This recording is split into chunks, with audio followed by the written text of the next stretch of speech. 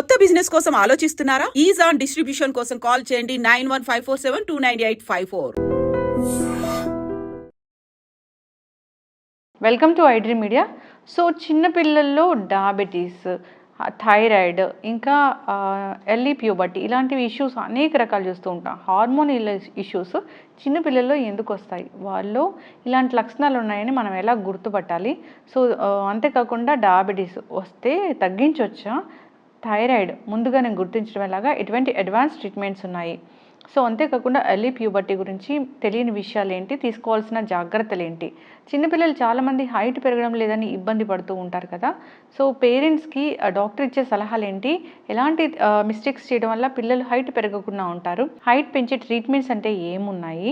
So వివరాలు తెలుసుకుందాం. మనతో పాటు ప్రముఖ paediatric endocrinologist and diabetologist doctor Leenatha Reddy గారు ఉన్నారు.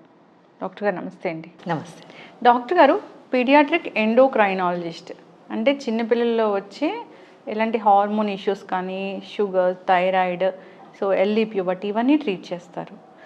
సో మ్యామ్, చిన్నపిల్లలు బేబీ పుట్టగానే షుగర్ ఉందా లేదా అనేది అక్కడ తెలిసిపోతుంది.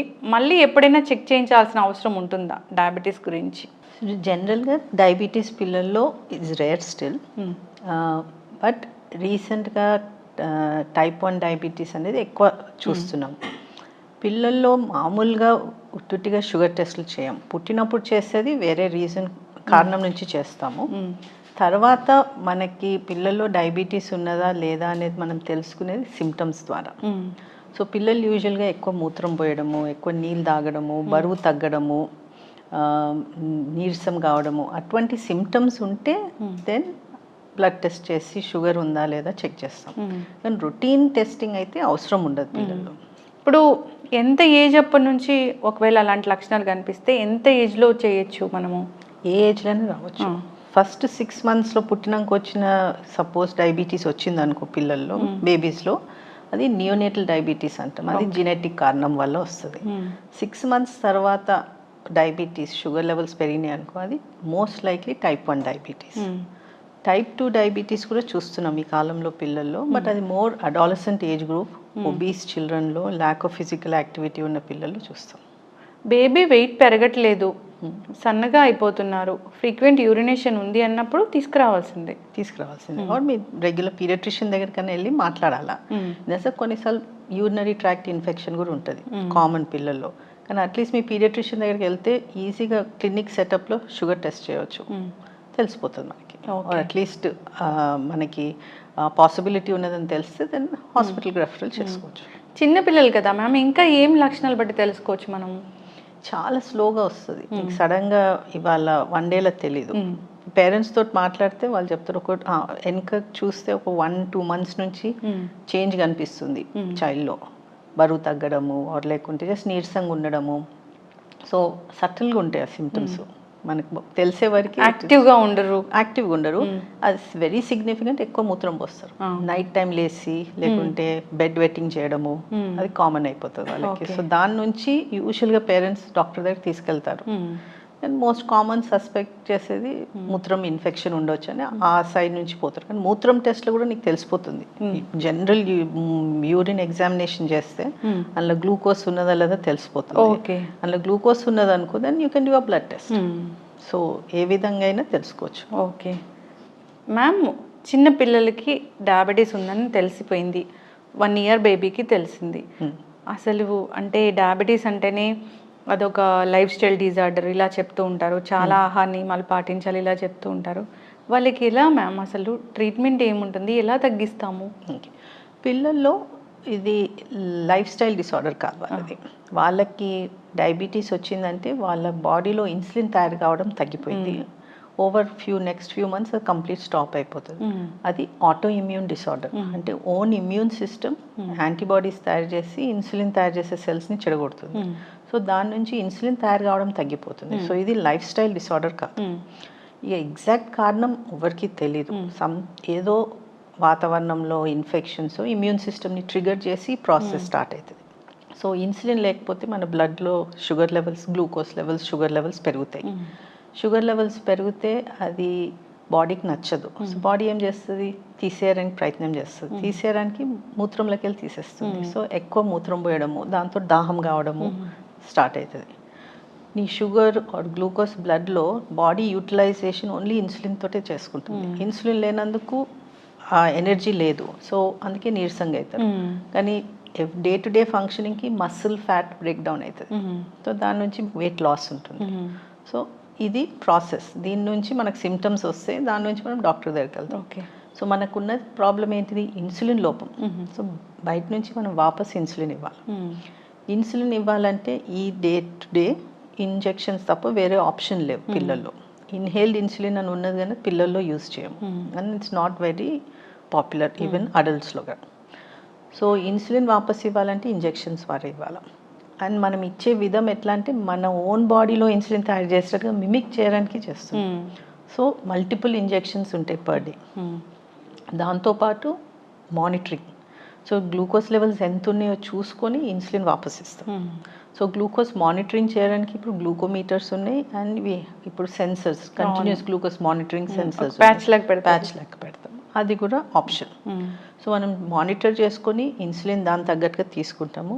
హెల్దీ వెల్ బ్యాలెన్స్డ్ డయట్ అంటే మనం ఎగ్జాంపుల్ అంటే మనం చిన్న ఉన్నప్పుడు తినేటట్టుగా మనం హోమ్ ఫుడ్ తింటుంటిమి. బయటికి వెళ్ళి ప్యాకెట్ ఐటమ్స్ ఉండకపోతుండే. స్వీట్లు అంటే పండగ నాడు చేసుకొని తింటుంటిమి. ఎవ్రీ డే జస్ట్ బేకరీకి వెళ్ళి పేస్ట్రీ తినేసి వస్తానే ఆప్షన్స్ లేకుండా. సో సింపుల్ డయట్, కొన్ని రిస్ట్రిక్షన్స్. ఇప్పుడు మైదా వస్తువులు లైక్ బిస్కెట్స్, కుర్కురేస్ అవన్నీ అవాయిడ్ చేయమంటాం. But otherwise a healthy diet and physical activity. దీంతో పిల్లలు can manage the glucose levels well. మంచిగా స్కూల్కి వెళ్ళొచ్చు, అన్ని పనులు చేసుకోవచ్చు. వీ హ్యావ్ కొంతమంది స్టేట్ లెవెల్ క్రికెట్ ప్లేయర్స్ ఉన్నారు, అథ్లీట్స్ ఉన్నారు ఇన్ స్కూల్. దగ్గర చాలా బాగా చూసుకుంటారు.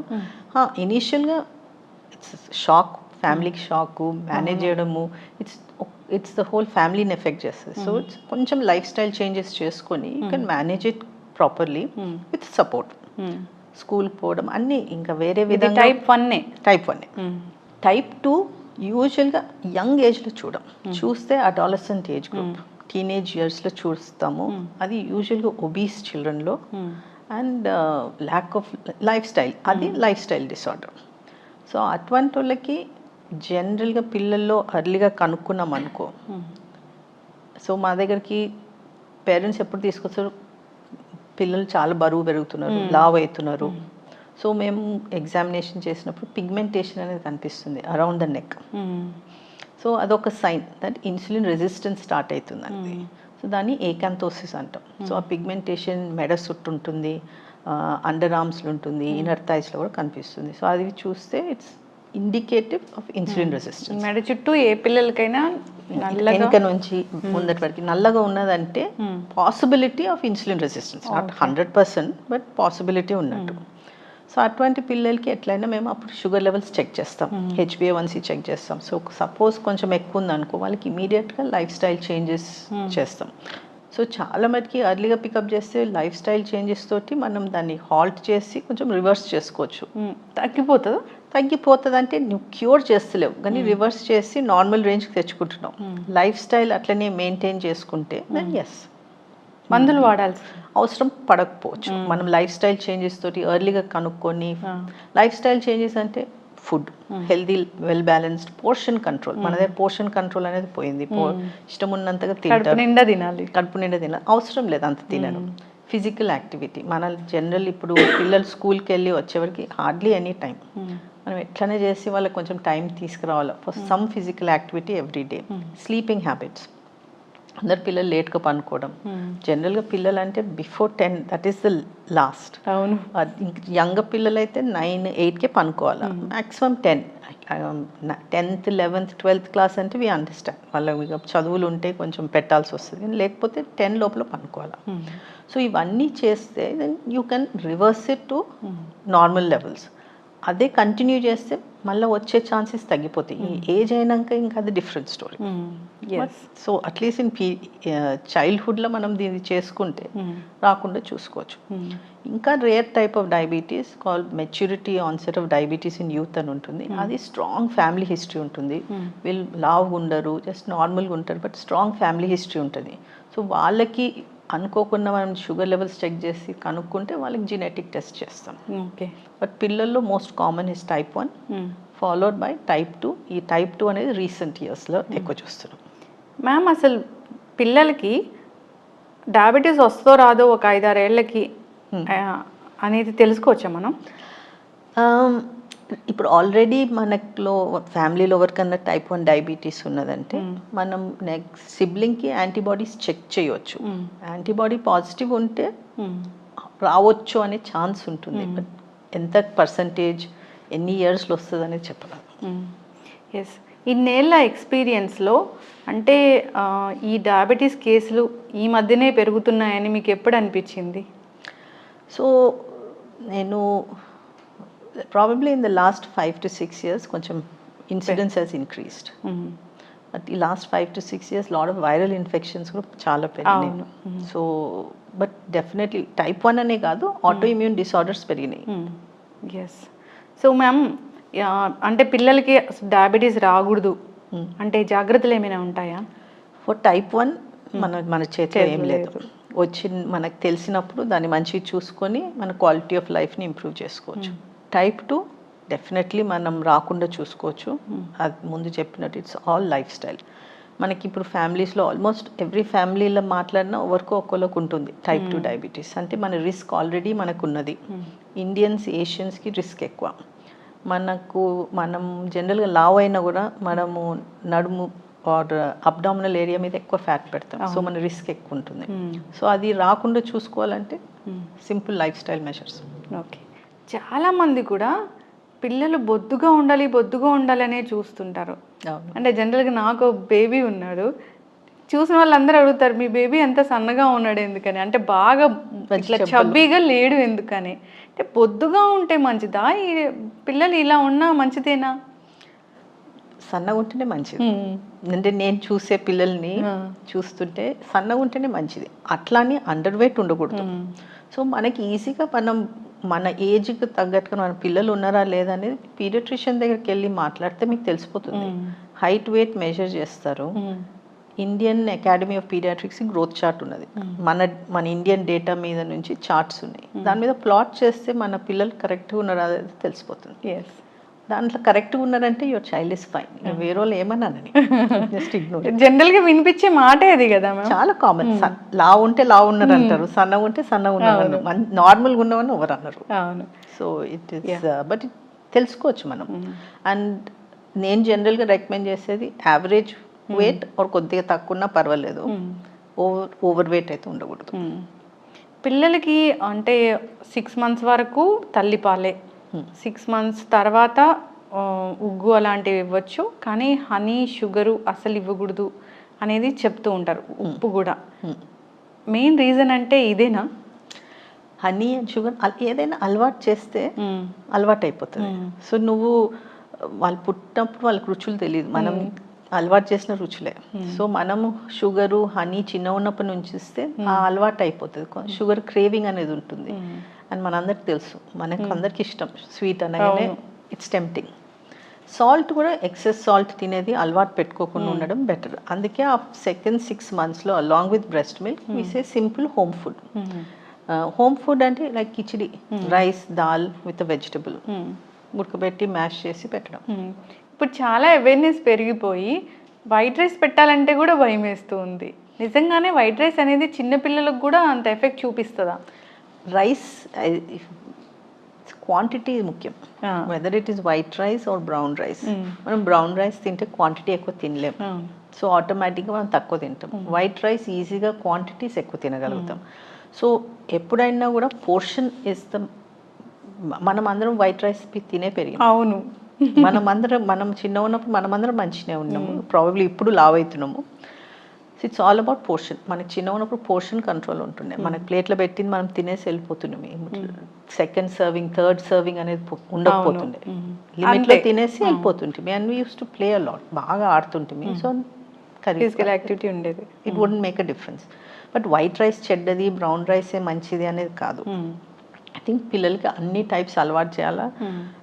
ఎందుకంటే మా మాకు పిల్లలు టైప్ 1 డయాబెటీస్ ఉంటారు. Parents will give them brown rice, millets, but మేమేమంటామంటే రేపు హాస్టల్కి వెళ్తారు, వాళ్ళకి కాలేజ్కి వెళ్తారు, యూనివర్సిటీకి వెళ్తారు, they going to stay in hostels, వాళ్ళకి బ్రౌన్ రైస్ మిల్లెట్స్ దొరకకపోవచ్చు. అవును. సో పోర్షన్ కంట్రోల్ అనేది నేర్పిస్తే వాళ్ళు ఎక్కడికి పోయినా కూడా whatever is available portion తగ్గట్టుగా తింటే your health will be good. Yes.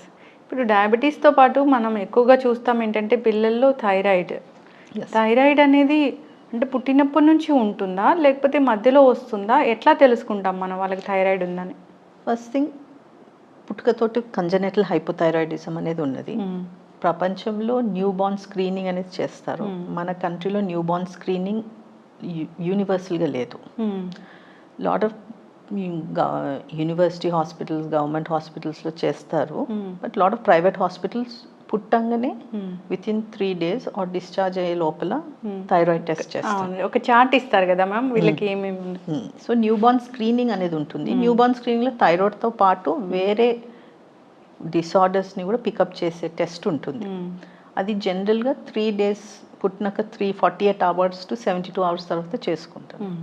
అందులో మనకి థైరాయిడ్ ఉందా అనేది తెలిసిపోతుంది, అట్లీస్ట్ చాలా సిగ్నిఫికెంట్ అమౌంట్ తెలిసిపోతుంది. కంజనెటల్ హైపోథైరాయిడిజం మిస్ అయితే అది మనకి సిమ్టమ్స్ తెలియవు బేబీలో. సో పేరెంట్స్కి బేబీలో ప్రాబ్లం ఉన్నదని తెలిసే లోపల బ్రెయిన్ దెబ్బతింటుంది. So new born screening very important. Suppose new born screening చేయలేదు, కొన్ని హాస్పిటల్స్లో చేయరు, పీడియాట్రిషియన్ తోటి వెళ్ళి మాట్లాడి బ్లడ్ టెస్ట్ చేయించుకోవచ్చు. ఓకే. సో చేయించుకుంటే విత్ ఇన్ 2 weeksలో మనకి ప్రాబ్లం ఉందా లేదా తెలిసిందంటే you can start treatment and brain దెబ్బతినకుండా ఆపొచ్చు.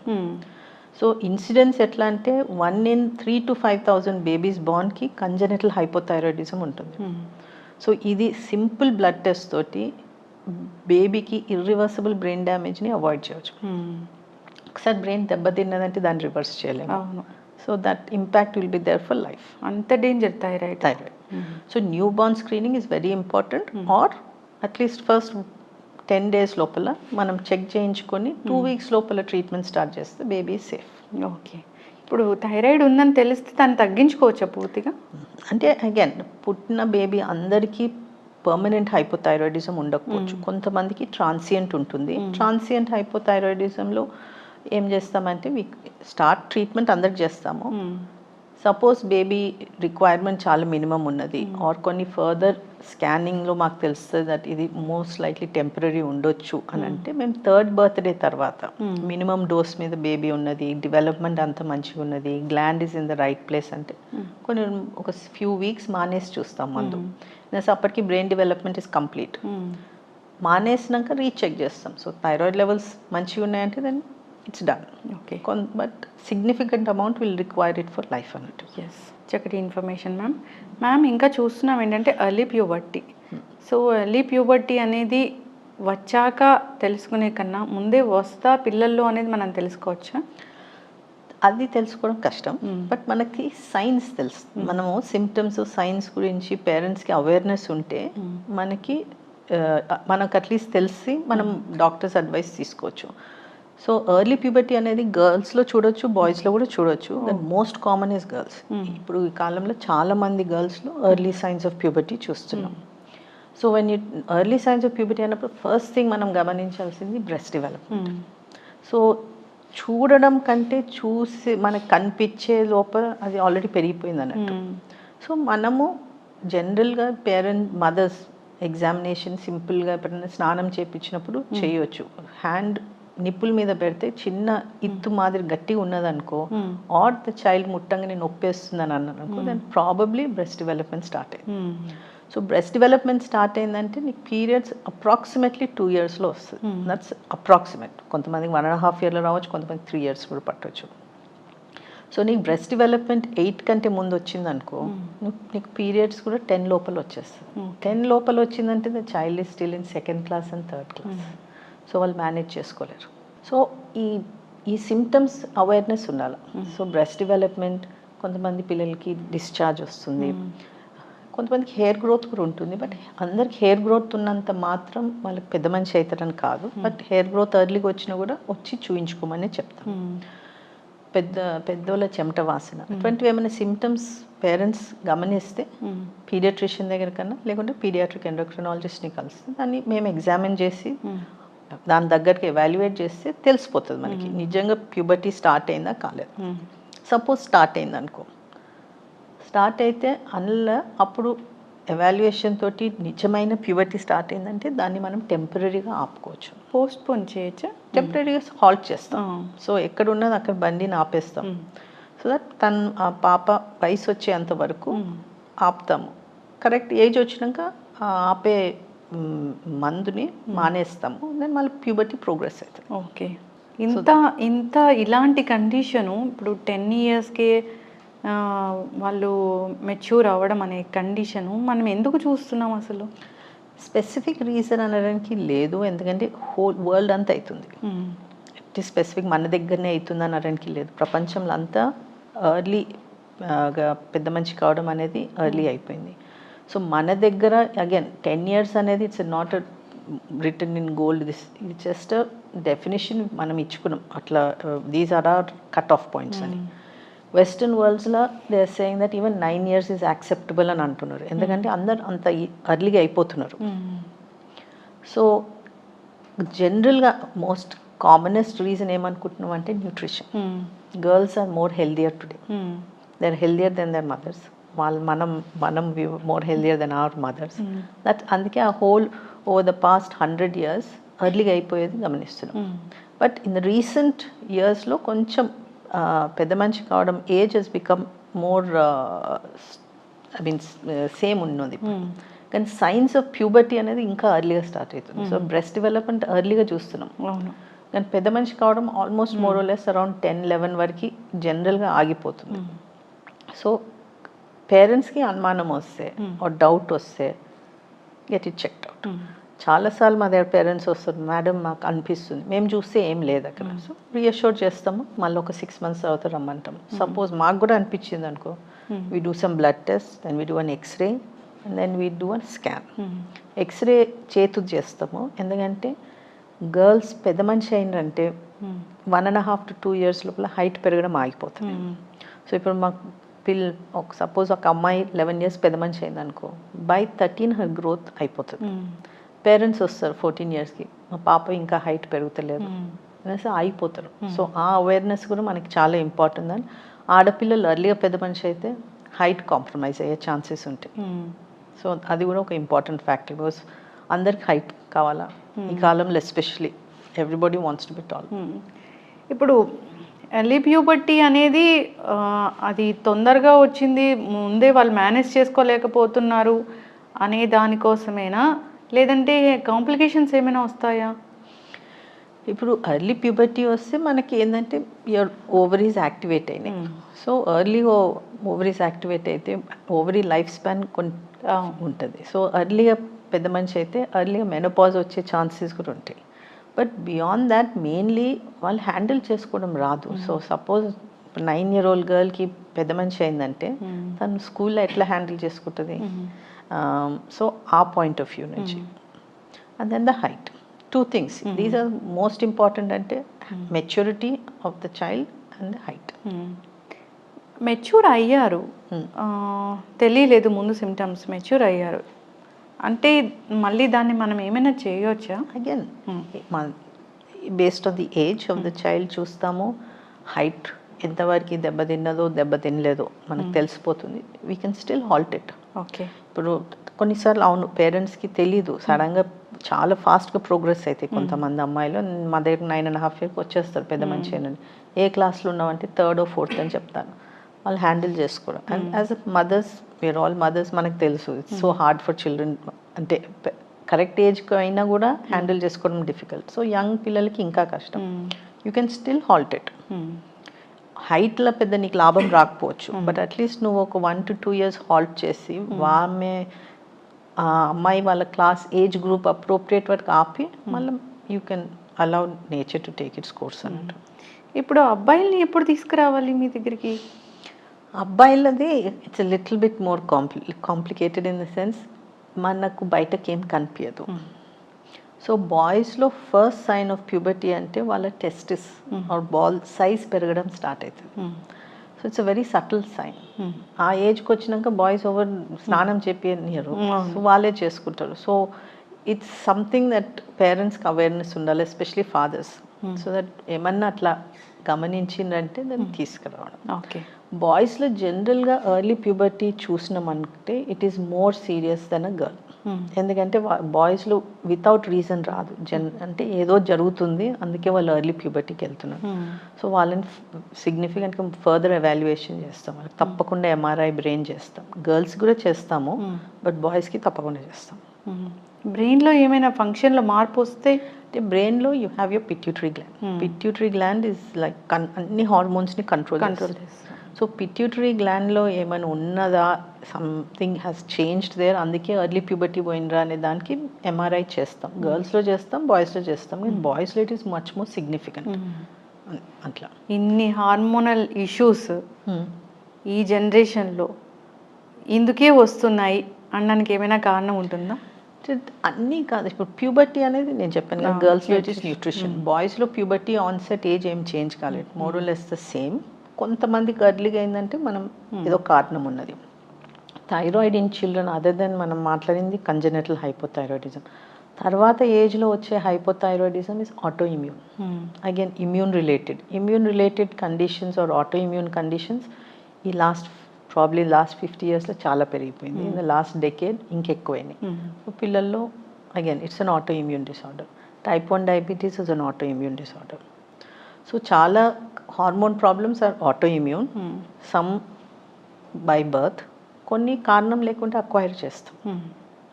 So it's always been there, కానీ ఇప్పుడు ఆటో ఇమ్యూన్ రిలేటెడ్ కండిషన్స్ ఎక్కువైపోయినాయి. ఓకే. ఆటో ఇమ్యూన్ కండిషన్ వాళ్ళకు ఉంది లేదా వాళ్ళు హెల్దీ బేబీ అనేది ఎలా తెలుసుకుంటాము? ఇలా వచ్చాకనా లేదంటే ముందే తెలుసుకోవచ్చా? వచ్చే సిమ్టమ్స్ తెలిసినాక, కండిషన్ డయాగ్నోస్ అయినాక then we can find out the antibodies. లేకపోతే సపోజ్ నేను బ్లడ్ టెస్ట్ చేస్తున్నాను, మనం ఫర్ ఎగ్జాంపుల్ నాలో నేను టెస్ట్ చేస్తే we are antibody positive for thyroid, I don't have thyroid problem, then it doesn't mean that I start taking medication. Possibility నీకు ఉన్నది రావడం, రాకపోవచ్చు కూడా. ఓకే. సో అంటిల్ సిమ్టమ్స్ వచ్చేంత వరకు మనం ఏం చేయలేము. అంతవరకు it is lead a healthy life. అంతే మ్యామ్. ఇదంతా బాగానే ఉంది. సరే, థైరాయిడ్ వస్తే థైరాయిడ్ కోసం తీసుకొస్తాము, డయాబెటీస్ ఉందో లేదో తెలుసుకోవడానికి తీసుకొస్తాము, ఎర్లీ ప్యూబర్టీ కోసం తీసుకొస్తాము ఇట్లా. కానీ ఇంకొకటి ఉంటుంది, హైట్. అసలు హైట్ పెరగట్లేదు అన్నప్పుడు హైట్ అనేది ఏంటి? అసలు జెనెటిక్గా వస్తుందా లేదంటే మేము పెట్టే ఫుడ్ వల్ల వస్తుందా? ఎట్లాగా? ఎంత హైట్ పెరగకపోతే మేము తీసుకురావాలి? ఓకే. హైట్ అనేది ఇట్స్ వెరీ ఇప్పుడు ఎక్కువ చూస్తున్నాం, ఎస్పెషలీ మాకు సమ్మర్ హాలిడేస్ బ్రేక్ టైంలో we get lot of teenagers మా దగ్గరికి, లైక్ 14, 15, 16 అందరు హైట్ కోసం వస్తారు. ఎస్పెషలీ 12th ఎగ్జామ్స్ రాసి వస్తారు, they done their exams or NEET రాసేసో వాట్ ఎవర్ ఎంట్రన్సెస్ అప్పుడు వస్తారు, హైట్ పెరుగుతులేమని. You come too late. 12 years 12th class అంటే 12th class 15 years 15, 16 you've come too late. Probably boys might grow a little bit longer emo, but for girls it is almost you've done. So height అనేది is affected by nutrition. Birth weight also plays a role. So if babies, ఇప్పుడు ఈ కాలంలో babies are being, lot of preterm babies are being born, and we are doing, neonatologists are doing a great job and they're thriving and they're doing very well. But అందులోకెళ్ళి ఒక 20-30% పిల్లలు will not increase their weight and height. So they need to be seen by the paediatric endocrinologist by around 2 to 3 years of age, పెరుగుతలేరంటే. So birth weight plays a role, general nutrition plays a role, physical activity plays a role, family genes plays a role, and you have hormones. So ఇవన్నిట్లో ఏదన్నా ఒకటి సరిగా లేకపోయినా నీకు height దెబ్బతినే chance ఉంటుంది. Okay. So the first 1 to 2 years రెగ్యులర్గా parents తీసుకెళ్తారు, వ్యాక్సినేషన్ అని ఇదని అన్ని. సో డాక్టర్స్ చెక్ చేసి ప్లాట్ చేస్తారు, okay everything is fine, or లేకపోతే దే విల్ రెఫర్.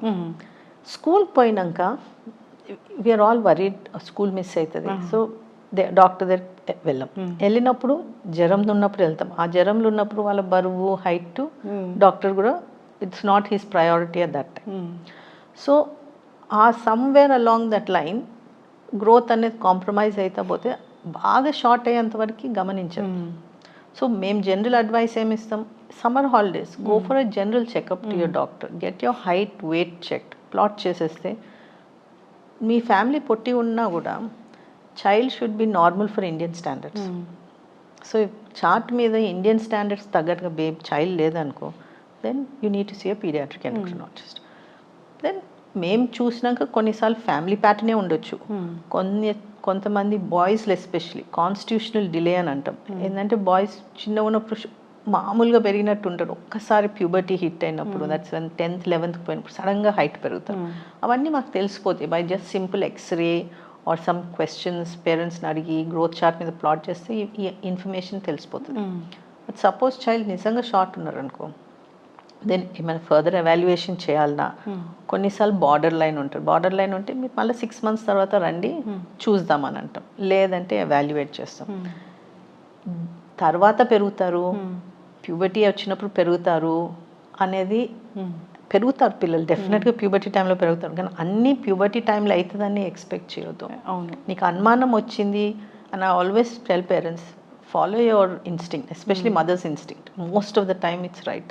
నీకు అనిపించింది something not right with my child, I think there something wrong, height సరిగా పెరుగుతుంది, go and see the doctor. What is the doctor going to say? Everything's normal. If it's normal then fine. Normal లేకపోతే then we can evaluate and then treat. There are multiple reasons for being short. కారణం తెలుసుకుంటే దాని తగ్గట్టుగా whatever intervention is required చేస్తాం. Okay. ఎక్కువగా ఏం కారణం చూస్తున్నారు హైట్ పెరగకపోవడానికి? కామన్ అని అనలేము, there different types, but hypothyroidism still can be a common cause. Most common is familial short stature. It's a family. Okay. Followed by constitutional delay. తర్వాత ఒక ఏజ్ వచ్చినాక పెరుగుతారు. దాని తర్వాత thyroid is quite common. And then growth hormone deficiency. Growth hormone deficiency ఇప్పుడు more కామన్గా diagnose చేస్తున్నామని కాదు. I think parents awareness about height is increase అయింది, సో పేరెంట్స్ వస్తారు. సో గ్రోత్ హార్మోన్ డెఫిషియెంట్ ఉండే పిల్లలు, but they are very short ఉంటారు, తెలిసిపోతుంది పేరెంట్స్కి.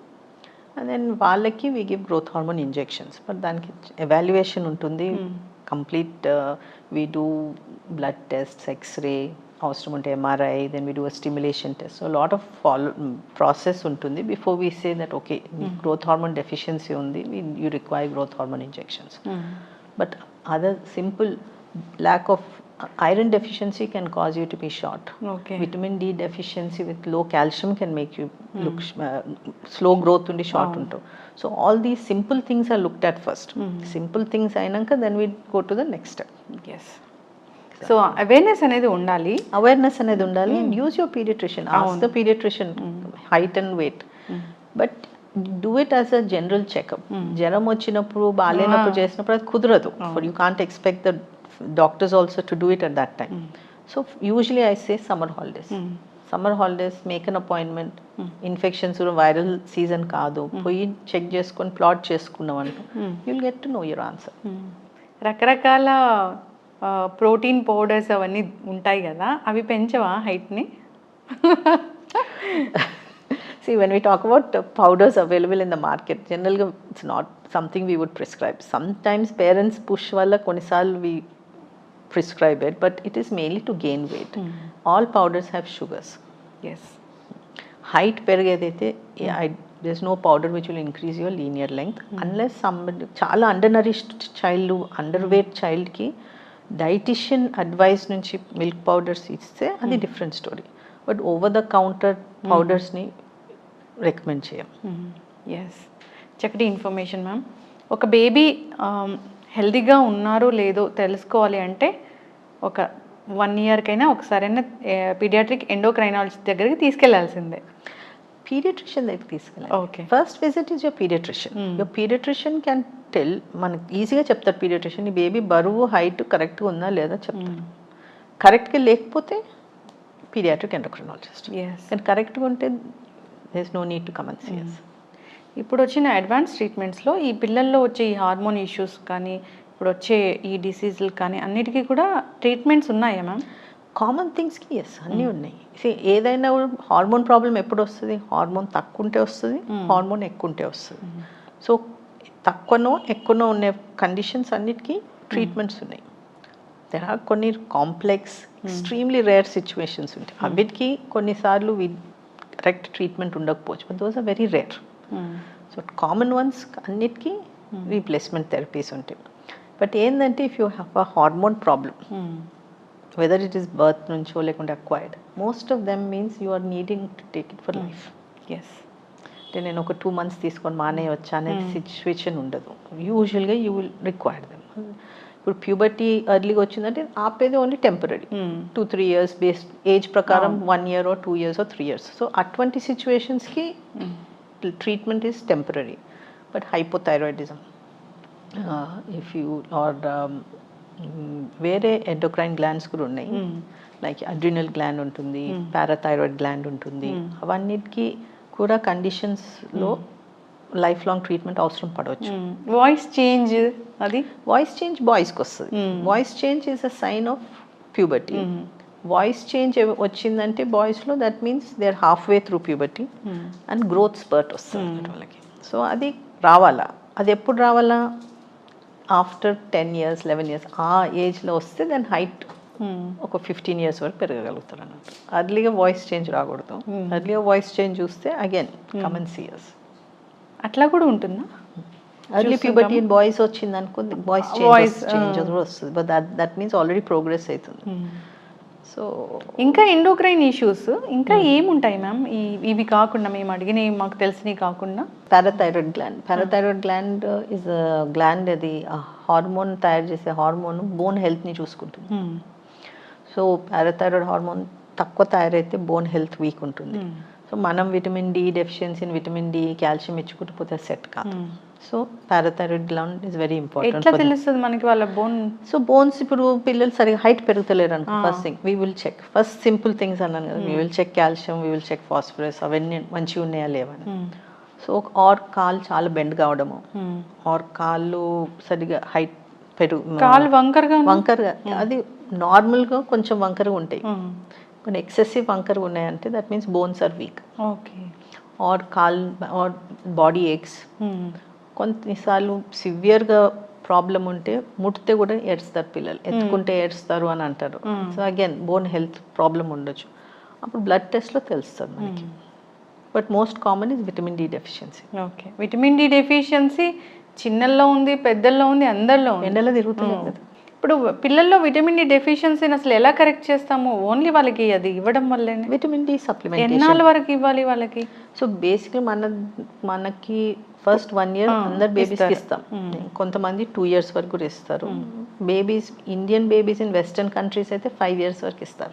కోల్డ్ కంట్రీస్ సన్ ఎక్స్పోజర్ ఉండదు. సో మనం కూడా ఫ్యామిలీస్ని కనుక్కోవాలి వాళ్ళ సన్ ఎక్స్పోజర్ ఎట్లున్నది. సో కొంతమందికి 2 years or 3 years వరకే అవసరం పడచ్చు. స్కూల్కి వెళ్ళిందంటే అట్లీస్ట్ తిరుగుతారు స్కూల్కి అనేది ఉంటుంది.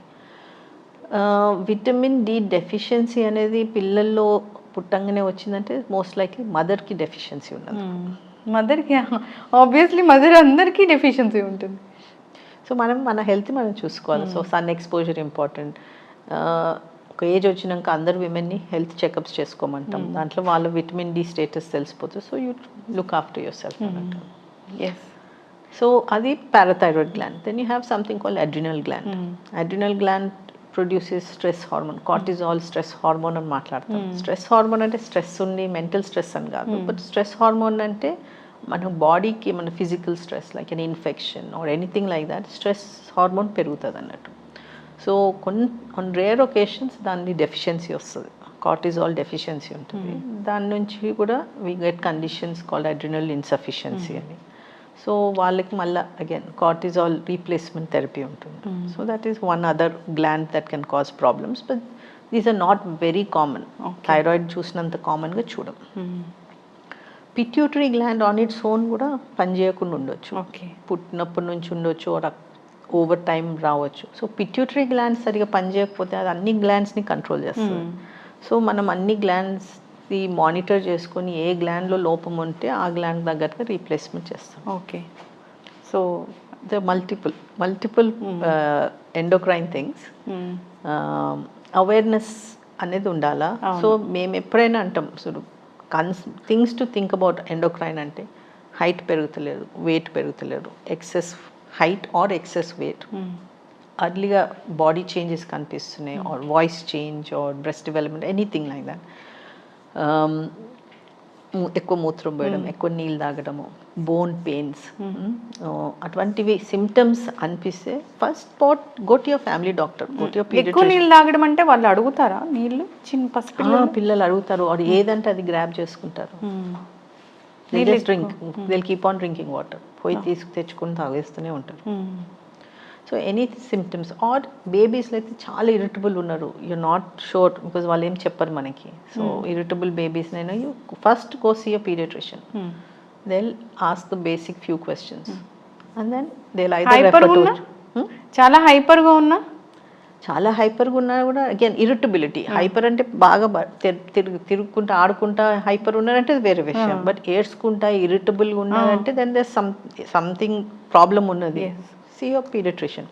సో ఈ సిమ్టమ్స్లో you're not sure, you can always see pediatric endocrinologist. Problem ఏంటంటే we don't have many. Most of us are in Hyderabad. Throughout Telangana or AP పోతే probably Vijayawada and Vizag. అంతే. Other places don't have pediatric endocrinologists. So అందుకే first port go to your paediatrician. ఇప్పుడు కూడా చాలా మందికి తెలీదు, early puberty వచ్చిందంటే gynaecologist దగ్గర తీసుకెళ్తారు, కానీ పీడియాట్రిక్ ఎండోక్రైనాలజిస్ట్ అనేది అంటే అవైలబిలిటీ లేక. అవైలబిలిటీ లేకనే ఒకటి అవైలబిలిటీ లేక, ఎస్ డెఫినెట్లీ. బట్ ఇంకొకటి అది మన మైండ్ సెట్. లేడీస్ సంబంధించిందంటే మనం లేడీ డాక్టర్ దగ్గరికి వెళ్ళాలి. లేడీ డాక్టర్ దగ్గరికి వెళ్ళడంలో ప్రాబ్లం ఏం లేదు, బట్ ఏంటంటే వాళ్ళది కంప్లీట్ ప్యూబర్టీ అయిపోయినాక ప్రాబ్లమ్స్ ఉంటే వాళ్ళు చూస్తారు. అది కూడా అగైన్ టీనేజ్ విత్ గైనకాలజిస్ట్ అని టాపిక్ తెచ్చినప్పుడు PCOS ఇన్ అడాలసెన్స్ చూస్తున్నాం. సో అగైన్ ఇమీడియట్గా PCOS అని ఇప్పుడు పిల్లల్లో ఇర్రెగ్యులర్ పీరియడ్స్ అనేది కామన్. సో ఇర్రెగ్యులర్ ఫస్ట్ ఇయర్లో ఇర్రెగ్యులర్ రాగానే వాళ్ళని గైనకాలజిస్ట్ దగ్గర తీసుకెళ్ళి పీరియడ్స్ వస్తలేవు అనేది అది మోర్ డ్రాస్టిక్. సో మేము జనరల్గా ఏమంటాం, we're still the first port of call paediatric endocrinologist దగ్గరికి రమ్మంటాం. ఎందుకంటే ఫస్ట్ ఇయర్ పిల్లలకి ఇర్రెగ్యులర్ పీరియడ్స్ ఉంటాయి, కొన్నిసార్లు వన్స్ ఇన్ 2 to 3 months వస్తాయి. Second year up to once in 2 months is common. దాని తర్వాత పీరియడ్స్ రెగ్యులరైజ్ కావాలా, స్కాన్లు చేసి ఓవరీస్ బల్కీ ఉన్నాయి PCOS అని లేబుల్ పెడతారు. పిల్లల్లో we don't give that label. At least 3 to 4 years post periods మొదలైనాక వరకు PCOS అని లేబుల్ పెట్టం. ఎందుకంటే పిల్లల్లో లైఫ్ స్టైల్ చేంజెస్ తోటి అవన్నీ మనం సెట్ చేసుకోవచ్చు. So it is anything periods మొదలైన తర్వాత up to 18 come and see a paediatric endocrinologist. మాకు అనుమానం వచ్చి మేము అనుకున్నాం మాకు సంబంధించింది కాదు, we need a gynaecologist input అంటే we will ask them to see. So that is చక్కటి ఇన్ఫర్మేషన్ మ్యామ్, చాలా చక్కగా చెప్పారు. అంటే ఈ పిల్లల్లో ఎందుకు ఇలాంటి అబ్నార్మాలిటీస్ వస్తాయి, ఎందుకు వాళ్ళు థైరాయిడ్ ఇలాంటి షుగర్స్ అనేవి ఎందుకు చూస్తున్నాము, ఎట్లా వాటిని కంట్రోల్ చేయాలి, ఎట్లా మనం డిటెక్ట్ చేయాలి, అసలు ఎప్పుడు డాక్టర్ దగ్గర తీసుకెళ్ళాలి, ఎంత ఏజ్ వరకు పీడియాట్రిక్ ఎండోక్రైనాలజిస్ట్ దగ్గర తీసుకెళ్ళొచ్చు, వాళ్ళు ఏం ట్రీట్ చేస్తారు అనేది చాలా చక్కగా వివరించారు.